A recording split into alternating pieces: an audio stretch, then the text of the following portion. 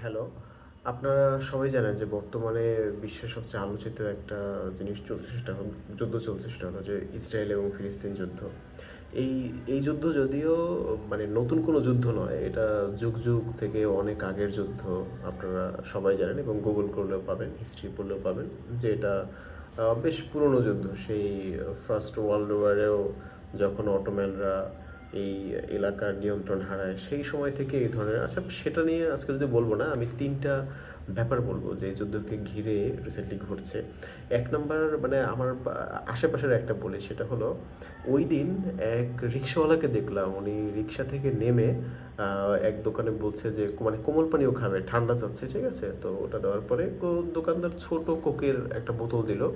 উনি ওটা দেখে বলল, এটা কি কোকা কোলা? না, আমি এটা তো খাবো না, আমাকে দেন, এই যে বা মোজো দেন, মোজো। তো ও দোকানদার বের করে আবার সে অনেক খুঁজে আর একটা মোজো বের করলো। হয়তো ওনার কাছে ওই সময় ছিল না, মনে হচ্ছে এরকম কিছুই। যাই হোক, উনি তারপর মোজো নিল। তো উনি এটা খাবে না কেন? ওনার শর্ট এক্সপ্লেনেশন হলো এরকমের যে এই কোকা কোলা হলো আপনার ইসরায়েলি পণ্য। এটা খেলে ইসরায়েলকে সাপোর্ট করা হবে। সেই টাকাতে ইসরায়েল অস্ত্র কিনে ফিলিস্তিনকে মারবে। এইজন্য উনি কোকা কোলা খাবে না। উনি মোজো খাবে। এর কারণ মোজো খাওয়ার কারণ হলো মোজো খেলে উনার টাকা ফিলিস্তিনে চলে যাবে এবং ফিলিস্তিনের যে অসহায় লোকজন তাদেরকে সাপোর্ট করা হবে। ঘটনা নাম্বার ১।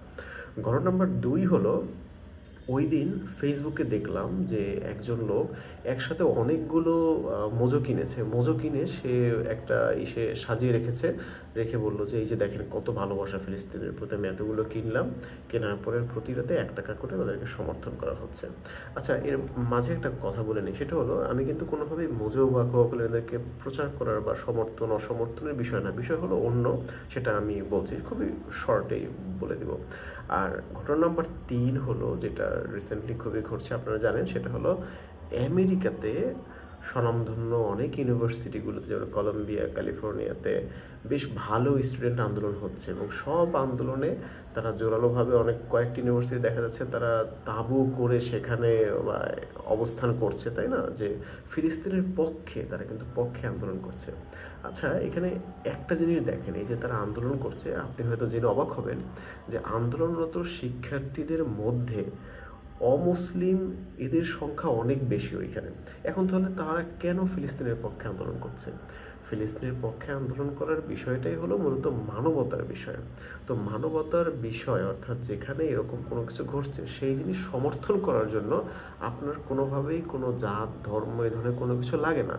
কিন্তু আমাদের আশেপাশে যে রিউমারগুলো ছড়াচ্ছে সেগুলো আসলেই আমাদের জানা দরকার যে এগুলো আসলে আমরা কেন করছি বা কী কারণে, এটা কি কোনো পক্ষপাতিত্ব হচ্ছে কিনা বা নির্দিষ্ট কোনো কারণে মানুষজন এগুলো ছড়াচ্ছে কিনা।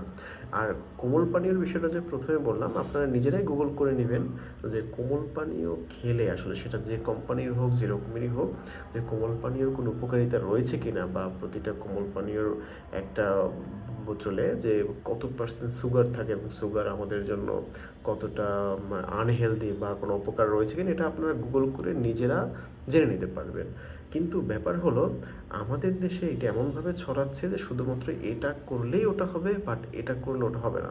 ভাই, মূলত ব্যাপারটা হলো মানুষকে সাপোর্ট করার জন্য, গণহত্যাকে অসমর্থন করার জন্য মূলত আপনি মানব ধর্ম বা মানুষকে ভালোবাসলেই হবে। আর কোনো কিছু আপনার দরকার নেই। আর এছাড়া যদি আপনি নির্দিষ্টভাবে একটা জাতিকে অসম্মান করে বা ঘৃণা করে এভাবে গড়ে তুলতে চান, তাহলে কিন্তু আসলে আমরাই অনেক পিছনে পড়ে যাব, তাই না? তো সেটা না করাই ভালো। কারণ আপনি গুগল করলেও দেখতে পারবেন যে ধরনের বড়, বড় অনেক বিজ্ঞানী আছে যারা ইহুদি ছিলেন। অনেক আবিষ্কার আছে যেগুলো ইসরায়েলের। আমরা নিজেরা স্টিল নাও এখন প্রযুক্তিগত অনেক কিছু ব্যবহার করছি, যা ইসরায়েলের প্রযুক্তিগত অনেক কিছু, অনেক টেকনোলজি ব্যবহার করছি যেগুলো ইহুদিদের আবিষ্কার করা। তো ওইভাবে নয়।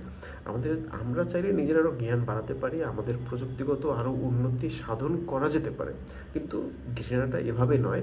আমাদের ব্যাপারটা পরিবর্তন হোক মানুষ হিসাবে, সেটা যেখানে যে রাষ্ট্রের সাথে বা যে জাতির সাথেই করুক না কেন, যদি কোনো মানুষকে হত্যা করা হয়, নিরপরাধ মানুষকে হত্যা করা হয়, তার অধিকার ছিনিয়ে নেওয়া হয়, তাহলে সেটার বিপক্ষে দাঁড়ান, সেটাকে সমর্থন না জুগিয়ে সেটার বিরুদ্ধে সমর্থন যোগান এবং সেটাকে আরও শক্তিশালী গড়ে তুলুন যে সেটাকে কীভাবে বাঁচানো যায়।